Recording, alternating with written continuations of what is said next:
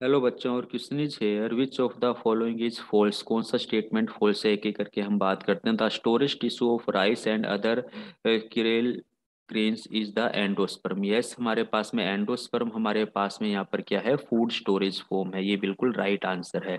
जो हमारा राइस होता है या अदर हमारे पास में ग्रेन होते हैं। Outer most layer of endosperm of maize grain is aleurone layer. Yes, ये बिल्कुल सही बात है। एल्यूरोन लेयर ही होती है हमारे पास में। और इसकी खास बात क्या होती है, ये हमारे पास में ट्रिप्लोइड है और ये हमारे पास में एक क्या है, प्रोटीनियस लेयर है। यानी कि दूसरे शब्दों में हम कह सकते हैं प्रोटीन की फॉर्म के अंदर क्या करती है, ये हमारे पास में फूड स्टोरेज करके रखती है। ये भी कंसेप्ट हमें याद रखना है, ठीक है। तो ये ऑप्शन भी सही है हमारा, ठीक है। फिर हम बात करते हैं aleurone layer of maize grain is specially riched in protein. Yes, protein की बात कर रहे थे, वही स्टेटमेंट है, तो ये भी सही हुआ।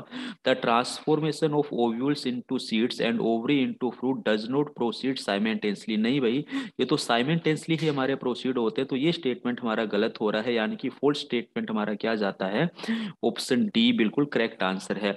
ओव्यूल का हमारे सीड्स के अंदर बदलना, ठीक है, और जो हमारी ओवरी है इसका हमारे फ्रूट के अंदर बदलना, ये साइमल्टेनियसली प्रोसेस है। यानी कि लगभग हमारा साथ साथ ही चलता है।